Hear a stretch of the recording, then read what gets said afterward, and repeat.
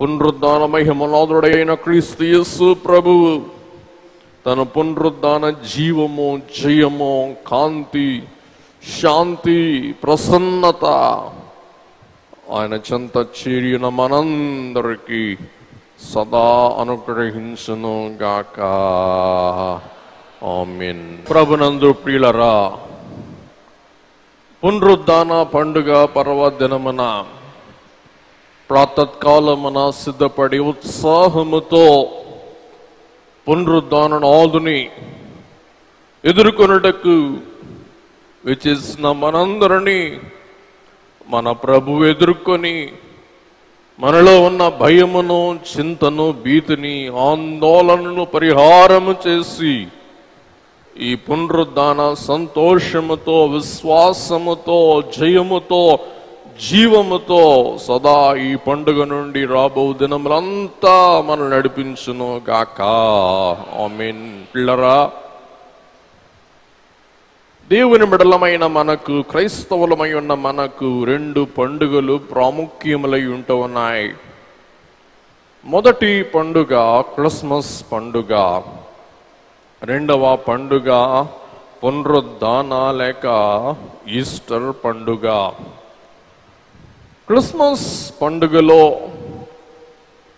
మనం ఎక్కువగా కేంద్రీకరింపచేసేది ఎవరి మీద అనగా బాలుడైన యేసుక్రీస్తు ప్రభు మీదనో మరియు ఆయన తల్లి అయిన మరియ మీదనో.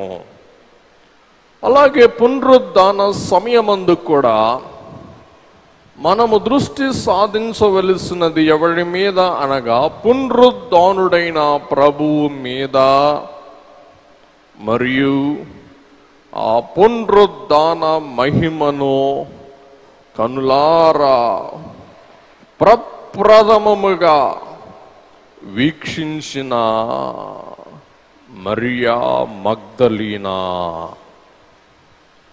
ఇరువురు మరియలు ఇరువురు పండుగలకు వీరులు, ముఖ్య కారకులు, వారు మూల క్యారెక్టర్స్, పాత్రలు అయి ఉంటూ ఉన్నారు.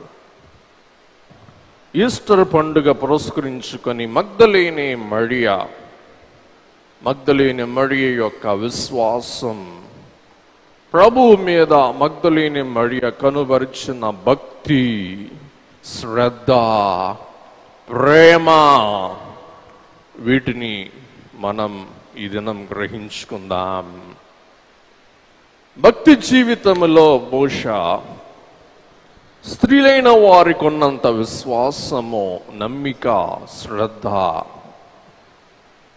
ఖచ్చితంగా పురుషులైన వారికి ఉండదు. ప్రభువుతో వెనువెంట నడిచిన ఆయన శిష్యులైన వారికి సహితము లేనంత భక్తి, ప్రేమ, ప్రభు ఎడల ఆ అమితమైన అభిమానం కలిగిన వారు ఎవరు అంటే మగ్దలేని మరియా. ఈ మగ్దలేని మరియ గురించి ఈవేళ 3 విషయాలు మనం పరీక్షించి ధ్యానం చేసుకుందాం. మొదటి అంశం ప్రలాపించిన ప్రేమ. మొదటి అంశం ప్రలాపించిన ప్రేమ.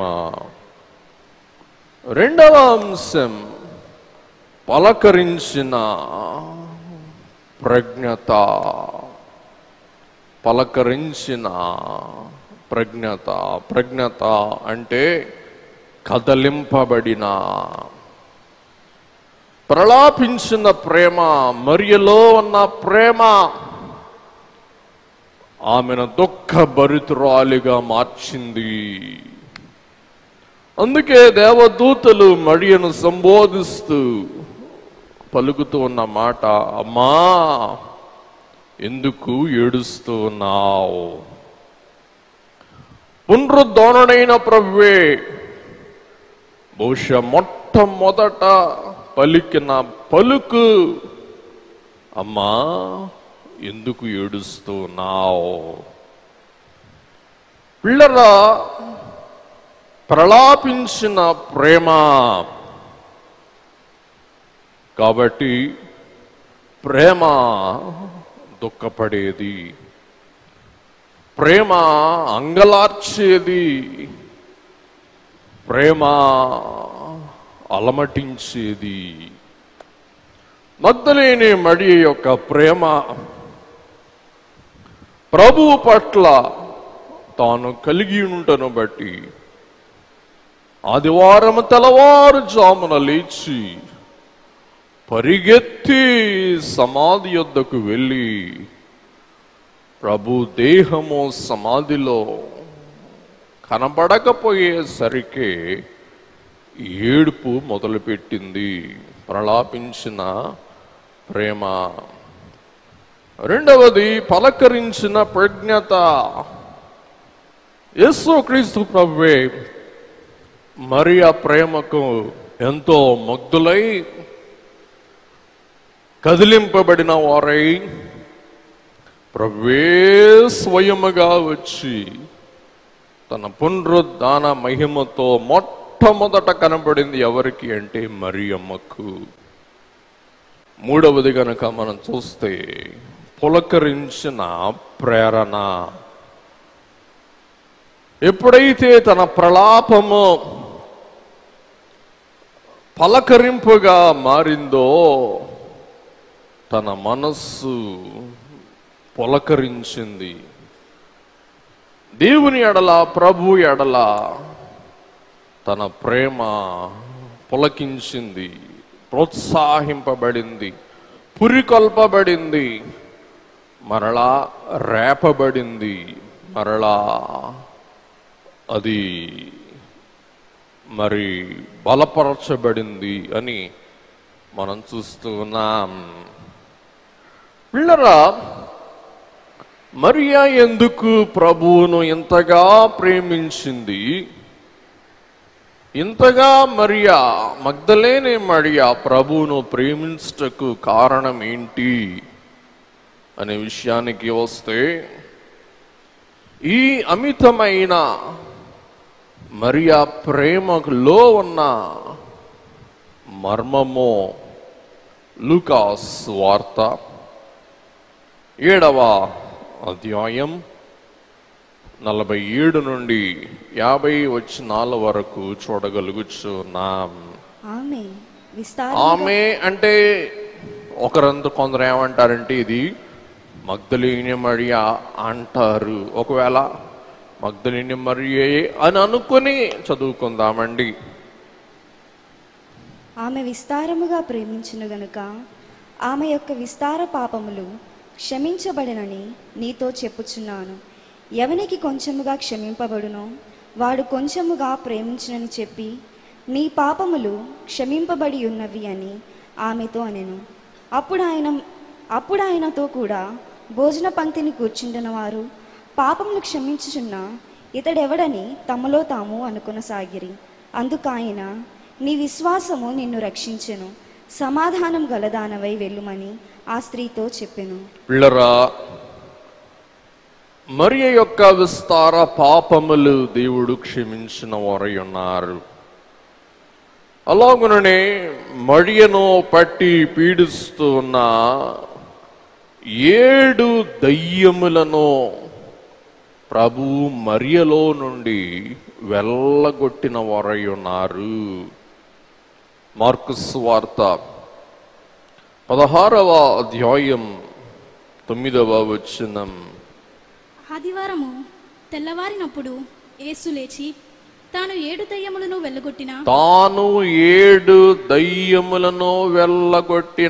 మగ్దలేనే మరియకు మొదట కనబడెను. ఆదివారము తెల్లవారున 7 దయ్యాలను వెళ్ళగొట్టిన మరియకు మొట్టమొదట ప్రభువు కనపడెను. చూసారా, యేసు ప్రభువు మరియలోని పాపములు తొలగించి మరియను పవిత్రపరచి పరిశుద్ధపరిచాడు. మరియను ఆయన విమోచించారు, మరియను విడుదల చేశారు. చెప్పండి, దేని నుండి విడుదల చేశారు? పాపము నుండి. అందుచేతనే దైవజనులు మనకు పాట రాశారు, ప్రభువా యేసు నన్ను విడిపించినావు దేని నుండి? పాపము నుండి. అలాగనే మరి ఒక చరణం మనం చూస్తాం, యేసు నన్ను విడిపించినావు దయ్యముల నుండి. కాబట్టి మరియా విస్తారమైన పాపములు క్షమింపబడినందున మరియా మిక్కుటముగా ప్రభువును ప్రేమించింది. మరియను పీడిస్తూ ఉన్న 7 దయ్యాలను ప్రభువు పరిహారము చేసినందున మరియా, చెప్పండి, ఏం చేస్తుంది? ప్రభువును ప్రేమిస్తూ ఉంది. ప్రభునందు ప్రియులరా, నాకు ప్రభువు ఏ ఉపకారము చేయలేదు అనేవారు మీలో ఎంతమంది ఉన్నారో సరి చెయ్యొద్దండి. చూసారా, ఎవరు లేరు. ఈవేళ మనమందరం దేవుని యొద్దకు వచ్చామంటే కారణం ఏంటి? ప్రభు మన ఎడల చేసిన ఉపకారము, మేలు. పిల్లరా, మరియ జీవితంలో ప్రభు ఎంతో ఉపకారము చేసినందున మరియా ప్రభువును, చెప్పండి, ఎంతగానో ప్రేమించింది. దయ్యములు బట్టి, పాపములు బట్టి మరియా వేదనాక్రాంతురాలై, దుఃఖాక్రాంతురాలై, వ్యర్థురాలై జీవిస్తూ ఉన్న తరుణములో ప్రభు ఏం చేశారు? మరియను స్వస్థపరిచారు, మరియను రక్షించాడు. అందుచేత ప్రభువు పట్ల మరియకు ఏముంది చెప్పండి? భక్తి. అందరూ చెప్పాలా? ఏముంది చెప్పండి? భక్తి. అందరూ చెప్పాలి ఒకసారి. మరియకు ప్రభువు పట్ల ఏముందండి? భక్తి. భక్తి అనే మాట మనకు వినపడగానే మనకు జ్ఞాపకం రావాల్సింది మందిరము. భక్తి అనే మాట వినబడగానే మనకు జ్ఞాపకం వచ్చేది దేవాలయ, పరిశుద్ధ స్థలము. భక్తి అనగానే మనకు జ్ఞాపకం వచ్చేది ప్రార్థన. భక్తి అనగానే మనకు జ్ఞాపకం రావలసింది వాక్య పఠన. భక్తి అనగానే మనకు రావలసినది, తలంపులోనికి రావలసినది మ్రొక్కుబడి. భక్తి అనగానే మనకు జ్ఞాపకం ఉండవలసినది పరిచర్య. అందరూ చెప్పండి, ఏం చెప్పండి? పరిచర్య. అలాగుననే భక్తి అనగానే మనకు జ్ఞాపకం రావలసినది సమర్పణ. అందరూ చెప్పాలా? ఏం చెప్పండి? సమర్పణ. కాబట్టి భక్తి అనే మాటకు పర్యాయముగా ప్రార్థన, ధ్యానము, దేవాలయము, మొక్కుబడి, ఇంకా పరిచర్య, విశ్వాసము, ఇవన్నీ భక్తి యొక్క బహిరంగ రూపములు. ఏం చెప్పండి? భక్తి యొక్క బహిరంగ ప్రత్యక్షతలు. చెప్పండి, భక్తి యొక్క బహిరంగ ప్రత్యక్షతలు. భక్తి ఉన్నవారు ప్రార్థన చేస్తారు. భక్తి ఉన్నవారు దేవునికి తమ అర్పణ అర్పిస్తారు. భక్తి ఉన్నవారు వాక్యం చదువుతారు. భక్తి ఉన్నవారు, చెప్పండి, దేవునికి మొక్కుకుంటారు. ఈ భక్తికి మూలం విముక్తి.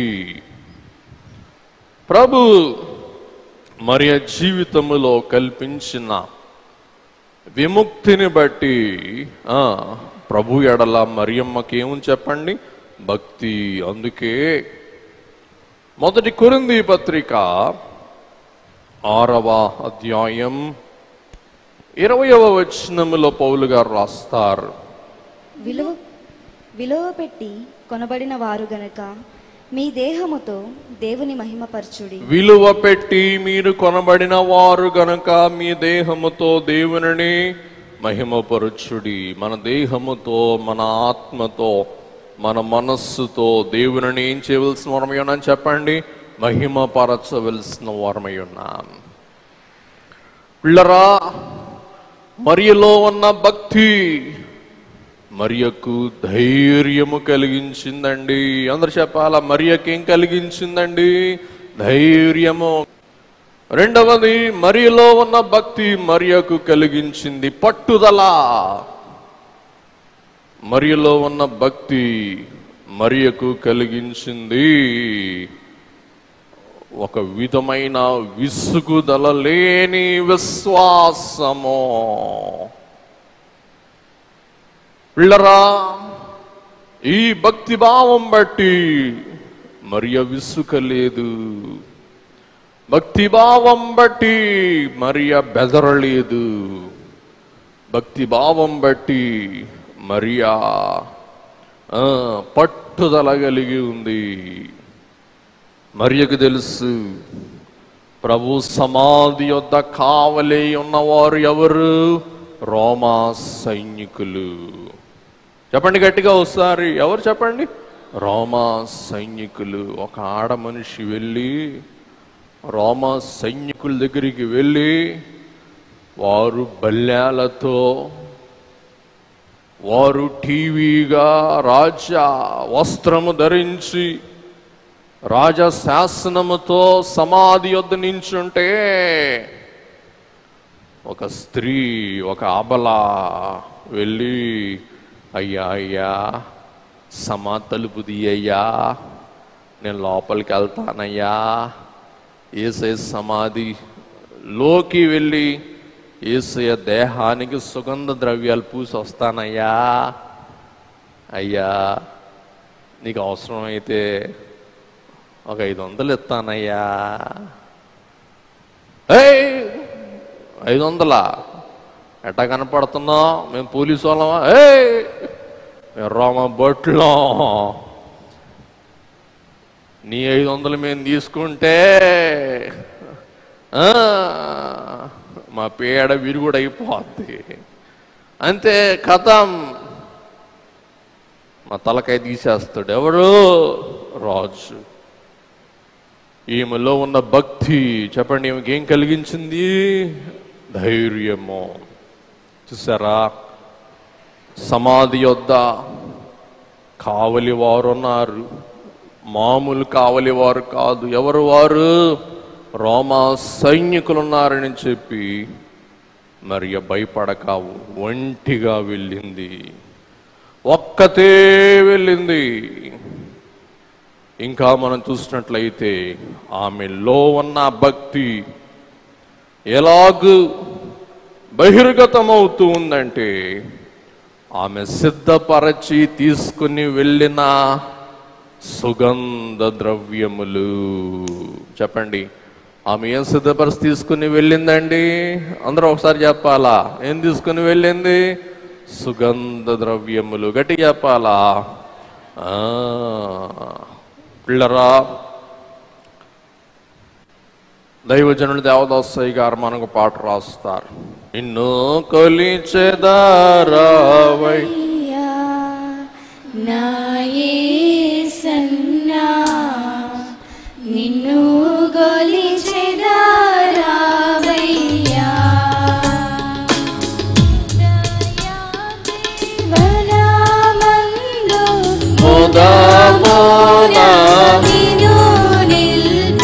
రైట్.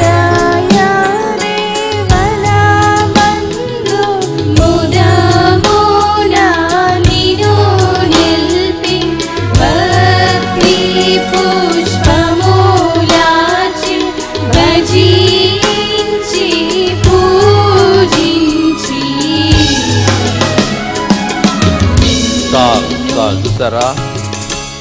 నిన్ను కొలిచదా రవయ్యా, ఎవరయ్యా చెప్పండి?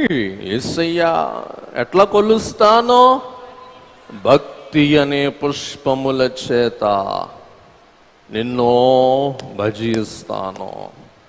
రెండవది గనక మనం చూసినట్లయితే ఆమె ఒలికించిన కన్నీరు, ఆమె కొలిచిన భక్తి. రెండవది ఒలికించిన కన్నీరు. మూడవది కాచిన కాపలా. ఈ మూడు విషయాలు ఆమె భక్తికి నిదర్శనములు. మొదటిది ఆమె కూర్చిన సుగంధ ద్రవ్యములు. రెండవది ఆమె కార్చిన కన్నీరు. మూడవది ఆమె కాచిన కాపలా. నాలుగవది ఆమె చేసిన గోజులాట. ఆమె గోజులాడుతూ ఉంది. ఎవరితో అంటే దూతలతో. నా ప్రభువును ఎవరో ఎత్తుకుపోయాడు. ప్రభువే ఆమెకు ప్రత్యక్షమైనప్పుడు ప్రభువును ఏమని అడుగుతుంది? అయ్యా, నువ్వు ఎత్తుకుపోయినట్లయితే మరలా ఆయన ఎక్కడ పెట్టావో చెప్పయ్యా, నేను ఆయనను తీసుకుని వెళ్తాను. ఆమె విశ్వాసము, ఆమె యొక్క ప్రమాణము, ఆమె వ్రతము, ఆమె దీక్ష మనకు కనపడుతుంది. మరియ యొక్క భక్తి ఎంత ప్రగాఢమైనదంటే, ప్రభు మరణించారని శిష్యులైన వారు ముడుచుకొని గదిలో కూర్చుంటే, మీసాలున్న మగవారు అందరికీ భయపడి తలుపులేసి కూర్చుంటే, ఈ స్త్రీ, ఈ సామాన్య స్త్రీ ఏం చేస్తుంది? తెల్లవారగానే లేచి సమాధి వద్దకు పరిగెడుతూ ఉంది. కాబట్టి పిల్లరా, ఈ ప్రేమ, ఈ భక్తి, ఈ విశ్వాసము ఒక వరద వలె మరియలో ఉబుకుతూ ఉన్నట్లు, ప్రవహిస్తూ ఉన్నట్లు మనం గ్రహిస్తూ ఉన్నాం. అందుకే ఇందాక వాక్యములో మనం చదువుకున్నాం. 2వ కొరింథీ పత్రిక 5వ అధ్యాయం 14వ వచనము. 2వ కొరింథీ 5:14. క్రీస్తు ప్రేమ మమ్మును బలవంతము చేయుచున్నది. ఏం చెప్పండి? క్రీస్తు ప్రేమ మమ్మును బలవంతము చేయుచున్నది. ప్రేమ భయపడదు, ప్రేమ బెదరదు, ప్రేమ అదిరిపోదు. బిడ్డల పట్ల ఉన్న ప్రేమను బట్టి తల్లి ఏ త్యాగానికైనా సిద్ధపడుతుంది. ఒకవేళ బిడ్డ చుట్టూ వీధి కుక్కలు చీరని అనుకోండి, ఆ చుట్టూ చేరిన వీధి కుక్కల మధ్య బిడ్డ ఉన్నాడే అనుకోండి, ఈ తల్లి ఊరుకుంటుందా? చెప్పండి, చిన్న ఉదాహరణ. ఊరుకుంటుందా? ఊరుకోదు. ఏం చేస్తుంది? వెంటనే ప్రేమ తల్లిని బలవంతము చేస్తుంది, పురికొల్పుద్ది. అలాగున పౌలు గారు అంటారు, నేను యేసు నిమిత్తం ఇన్ని గాయాలు అవుతున్నానంటే, యేసు నిమిత్తం, ప్రభు నిమిత్తం ఇన్నిసార్లు నేను చెరసాలకు వెళ్ళానంటే, యేసు ప్రభు నిమిత్తం అనేక సార్లు సచ్చి బతికానంటే, దానికి మూలం క్రీస్తు ప్రేమ మమ్మును ఏం చేస్తుంది? బలవంతము చేస్తుంది. పిల్లరా, మరణావస్థలో తల్లి ఉంటే బిడ్డ కూడా డాక్టర్ గారండి బతికించండి, అలాగే బిడ్డ ఉంటే డాక్టర్ గారండి అవసరమైతే ఇదిగో నా మంగళసూత్రం తీసుకోండి, నా బిడ్డ బతకాలండి. చూసారా, అది ఏంటి చెప్పండి ఒక్కసారి? ప్రేమ. అందరు చెప్పాలి ఒకసారి. ఏంటి చెప్పండి? ప్రేమ. అలాగున్న దేవుని ఎడల మనకి ఉన్న ప్రేమని మనం ఏమంటూ ఉన్నామంటే భక్తి. అందరు చెప్పాలి ఒకసారి. ఏంటి చెప్పండి? భక్తి. కాబట్టి మరియలో మనకేం కనబడుతుంది చెప్పండి? భక్తి. ఒక విధంగా చెప్పాలంటే ఒక భక్తుడు అంటాడు, మరియా ఒక మర్రి చెట్టు లాంటిది, మరియా ఒక మర్రి మొద్దు. చెప్పండి, మరియా ఎవరంట? ఒక మర్రి మొద్దు. మేరీ ఎవడంటే మర్రి మొద్దు. పిల్లరా, ఈ మర్రి మొద్దుకి సమర్పణ ఉంటుంది. ఈ మర్రి మొద్దు, ఈ మర్రి చెట్టు ఎండైనా వానైనా చచ్చిపోద్దా? చెప్పండి, చావదు, గట్టిది. రెండవది, ఈ మర్రి చెట్టుకు ఏముంటది అని మనం చూస్తే సహనము. మూడవది గనక మనం చూసినట్లయితే పిల్లరా, ధైర్యము, సాహసము. మరియలో మనకు కనపడేది సమర్పణ, మరియలో మనకు కనపడేది సహనము, మరియలో మనకు కనపడేది సాహసము. ఇందాక మీకు చెప్పాను, సాహసముతో ఒంటరిగా సమాధి వద్దకు వెళ్ళింది. లాక్డౌన్లో చూస్తే చాలామంది ఎవరో మీలోనే ఉండుంటారు. ఒకరు వడ్డనికి వెళ్తే చెప్పారంట, అయ్యా నేను నడుచుకుంటా తోటకెళ్ళి వస్తున్నా. ఊరే బాబు, ఆ తల్లి ఎవరో మరి. భయంకర కఠినమైన లాక్డౌన్లో 7 గంటలకు వచ్చి ప్రార్థన చేసుకుని వెళ్ళేవారు. వీళ్ళరా, అన్ని హంగు పాసులు ఈసులున్న మాకే భయం వేసేది బయటికి రావటానికి. పిల్లరా, వడ్డీని చేసేటప్పుడు చెప్పారంట, మేము 3 రోజులకు ఒకసారి తోటకి వెళ్ళి వస్తున్నాం. ఎట్లా వెళ్ళి వస్తున్నాం? నడుచుకుంటూ వెళ్ళి వస్తున్నాం. మేము తోటకి వెళ్ళకుండా ఉండలేకపోతున్నాం, మా మనసూరు కోట్ల. వెళ్ళొచ్చా, తోటకి వెళ్ళొచ్చా అని చెప్తుంటే మేమే సిగ్గుపడ్డాం. దేవుని బిడ్డలారా, వారిలో ఏముంది చెప్పండి? భక్తి, విశ్వాసము. లాక్డౌన్ అయినా పోలీసులు ఒక దెబ్బ కొడతారు, ఏముంది, కానీ నా భక్తిని నేనేం చేసుకోలేను, అణుచుకోలేను.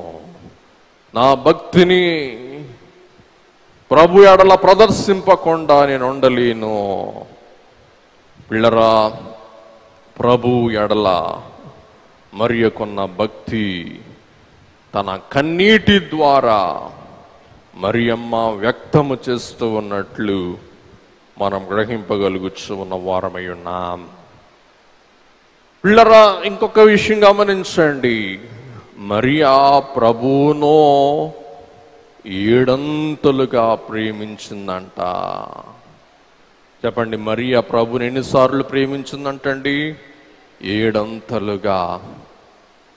ఎందుకు ప్రభువును మరియా 7 ప్రేమించింది అంటే, యేసయ్య మరియలో ఉన్న 7 దయ్యాలు పారద్రోళ్ళాడు. అలాగుననే మరియా యేసుక్రీస్తు ప్రభు మరణించినప్పుడు 7 ఏడ్చిందంటండి. యేసయ్య పలకరించినప్పుడు 7 ఆనందించిందంట.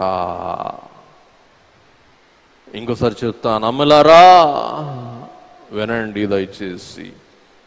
మీ వంటి ఒక స్త్రీముత్యం, పాపములో నుండి రక్షింపబడిన ఒక స్త్రీమూర్తి, సాతాను కట్ల నుండి విమోచింపబడిన ఒక మహాతల్లి 7 దయ్యాలు ప్రభు ద్వారా తాను విడుదల పొందిన మీదట తాను 7 అంతులుగా ప్రభువును ప్రేమించిందంట.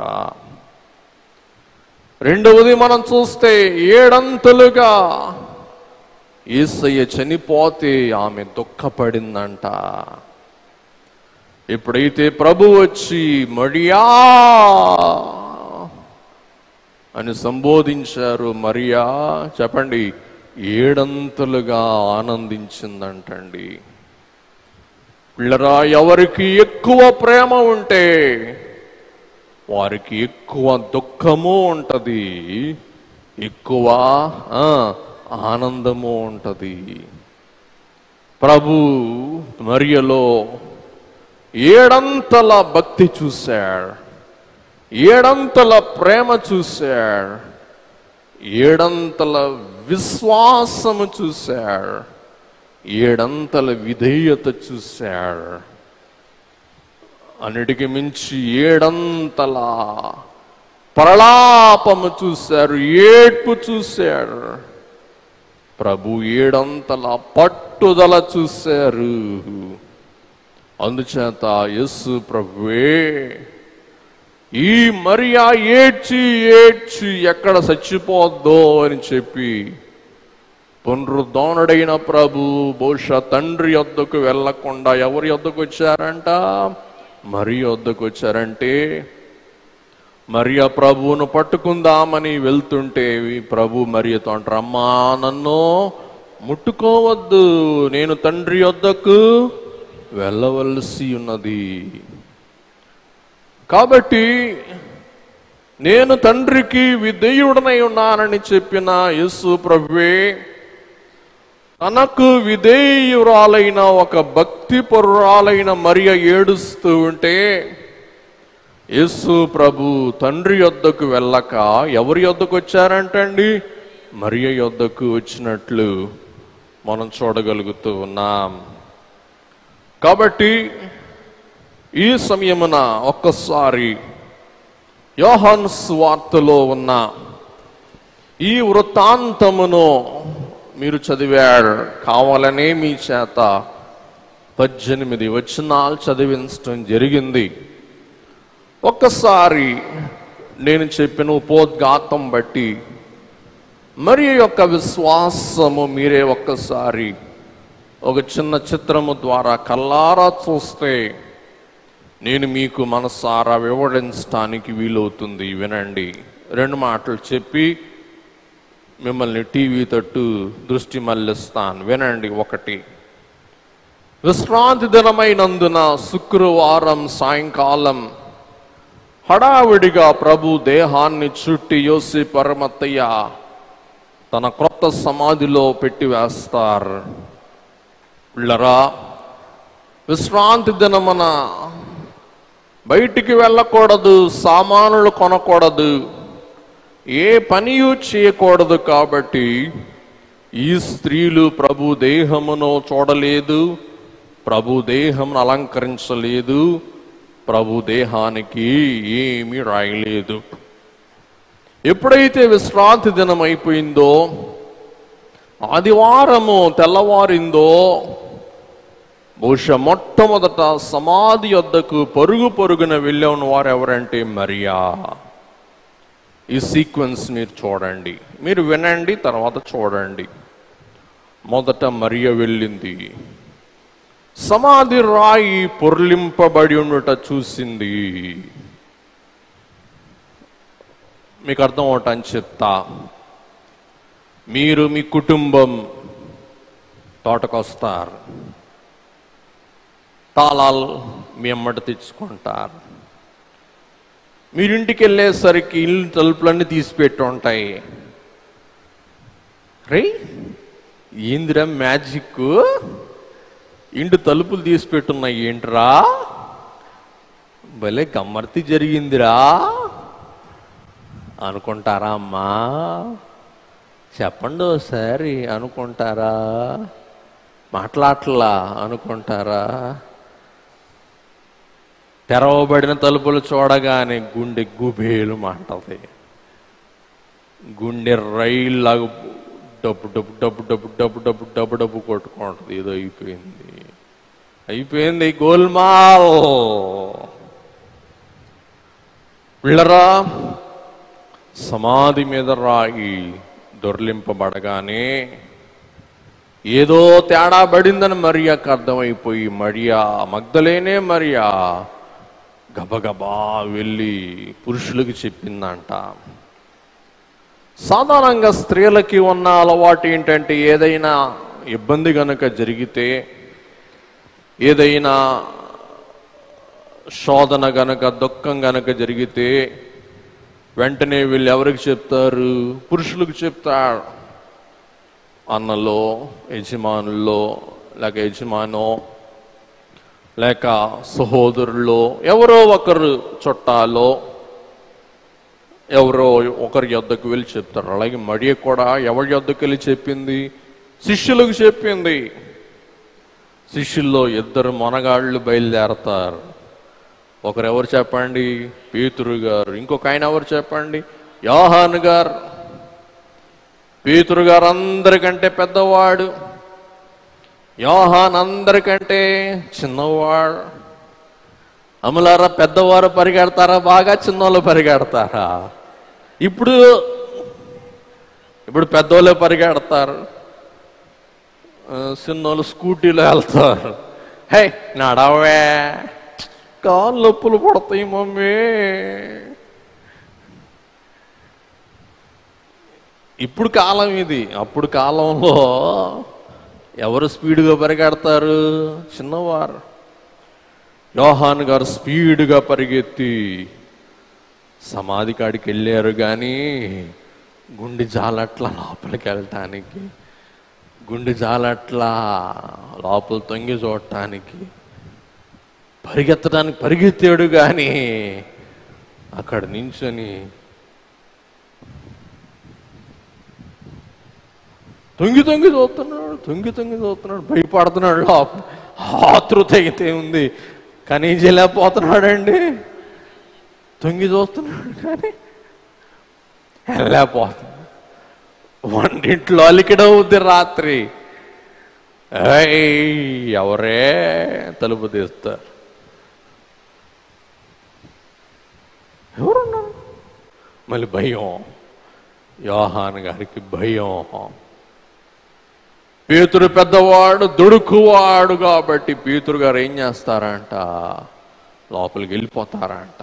లోపలికి వెళ్ళిపోయి చూస్తే ప్రభు యొక్క ఒంటికి చుట్టబడిన వస్త్రం ఒక చోట, ఆయన తల రుమాలు చక్కగా మడత పెట్టి ఉండుట పేతురు గారు చూశాడు. చూసి ఏదోలేరా, అయిపోయింది, ఏం చేస్తాం, మన టైం బాగా, పోదాం. ఎక్కడికి వెళ్ళిపోయారు? ఇంటికి వెళ్ళిపోయాడంట. కానీ మరి అయితే పురుషులు వెళ్ళినా కానీ మరి మాత్రం ఏం చేయలేదంటండి, వెళ్ళలేదు. అందరూ చెప్పండి ఒకసారి, మరి ఏం చేయలేదు, వెళ్ళలేదు, అక్కడే ఉందంట. పేతురు లోపలికి వెళ్ళి చూశాడు, సమాధిలో ప్రభువు లేరు. మరియ వెళ్ళి చూసేసరికి 2 దూతలు మరి కనపడ్డారు. నామకార్థముగా చూసిన పెత్తందారులకి దూతలు కనపడలా. భక్తితో, ప్రేమతో, విధేయతతో, విశ్వాసముతో, ప్రలాపముతో, దుఃఖముతో వెళ్ళి చూచిన మరియకు ఎవరు కనపడ్డారు? దూతలు కనపడ్డారు. దూతలు మరియతో అంటూ ఉన్న మాట, అమ్మా 13, అమ్మా ఎందుకు ఏడ్చుచున్నావని యేసు అడుగగా ఆమె, నా ప్రభువును ఎవరో ఎత్తుకొని పోయిరి, ఆయన్ను ఎక్కడ ఉంచిరో నాకు తెలియలేదని చెప్పాను. చూసారా, నా ప్రభువును ఎవరో ఎత్తుకుపోయిరి.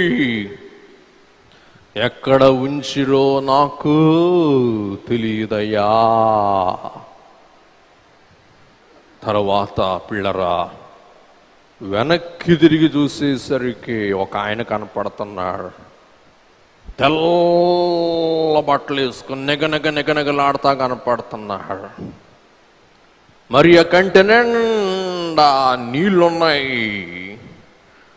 మరి ఆ ఒంటి నిండా దుఃఖం ఉంది. ఒంటి నిండా ఉన్న దుఃఖమును బట్టి, కంటి నిండా ఉన్న చమురు బట్టి, లేకపోతే నీటిని బట్టి ప్రభువును గుర్తుపట్టలేక ప్రభువునే అడుగుతుంది. ఏమని అంటే, అయ్యా, ప్రభువుని తోటమాలి అనుకొని ఆమె మనస్సులో ఆతృత బట్టి మాట్లాడుతుంది. అయ్యా, నువ్వు గనక ఆయనను తీసుకుని వెళ్ళుంటే ఎక్కడ పెట్టావో చెప్పు, నేను ఆయనను ఎత్తుకుపోతా, తీసుకుపోతా. ఎంత ప్రేమ! ప్రభు యొక్క దేహం మీద ఎంత ప్రేమ! ప్రభు మీద ఉన్న ప్రేమ ఎంత ప్రేమ! ఆయనను ఎత్తుకుపోతాను. పిల్లరా, అప్పుడు ఇక మరియకు ఇక దుఃఖం ఎక్కువైపోయింది. ఇక బహుశా మరియకు స్ట్రోక్ వస్తుంది అనుకున్నారేమో. ప్రభువే స్ట్రోక్ కొట్టారు. ఏమనంటే, మరియా అని పిలిచారంట. ప్రభు యొక్క స్వరం మరియమ్మకు అర్థమైపోయింది. అలవాటైన స్వరం, తనకు ఎక్కువగా పరిచయమైన స్వరం, ఆనవాలు పట్టే స్వరం. చెప్పండి, ఎవరి స్వరం చెప్పండి? ప్రభు స్వరం. మా వంటి మానవ స్వరమే మీకు ఆనవాలైతే ప్రభు స్వరము మరి కూడా ఏం చెప్పండి? ఆనవాలు. వెంటనే గుర్తుపట్టింది. ప్రభువా అని. ప్రభువా, నా దుఃఖము తీరిపోయింది, నా బాధ తీరిపోయింది, నా ఆతృత తీరిపోయింది, నా నిరీక్షణ తీరిపోయింది అని గబగబగబగబా వెళ్ళి పట్టుకోకపోతే ప్రభు అన్నారు, అమ్మా, నేను అక్షయ దేహముతో ఉన్నాను. నేను లేచి ఈవేళ నేను ధరించినది మామూలు దేహము కాదు. చెప్పండి, ఏ దేహమో? అక్షయ దేహమో, మహిమ దేహమో. అమ్మా, నన్ను ముట్టుకోవద్దు అంటే ప్రభు చెప్పదలంచుకున్నది ఏంటంటే, అమ్మా, నేను భూలోక వాసిని కాదు. ఇప్పుడు నేను ఏ వాసిని చెప్పండి? పరలోక వాసిని. నేను తండ్రి యొద్దకు ఎక్కి వెళ్ళవలసినది. నేను ఉండవలసినది తండ్రి యొద్ద, కానీ అమ్మా నీ యొద్ద కాదు. బహుశా ప్రభువే గనక ముట్టుకోవద్దు అని గనక అనకపోయి ఉంటే మరి ఆతృతను బట్టి ఏం చేసేదంట? అమాంతంగా ప్రభువుని ఎత్తుకుపోయేదేమో. అందుచేత హోల్డన్ అన్నారు. ఎవరు చెప్పండి? ప్రభువు. ఎవరితో? మరియతో.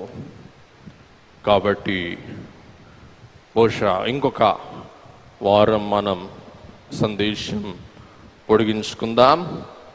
మరి ఒక పావలా వంతు అయిందనుకోండి. ఈ జరిగిన దృష్టాంతం అంతా ఒకసారి మన కన్నులు కట్టినట్లుగా మనం చూసుకొని, ఈ జరిగిన దృష్టాంతం అంతా మీరు ఇంటికి వెళ్ళి చదువుకోండి. మనం మరిన్ని విషయాల మీదట ధ్యానం చేసుకుందాం. మరి ఎవంటి భక్తి, విశ్వాసం, శ్రద్ధ, ప్రేమ, ప్రగాఢమైన నమ్మిక ఈ పునరుద్ధాన పర్వదినమున ప్రభు మనందరికీ ప్రసాదించును గాక.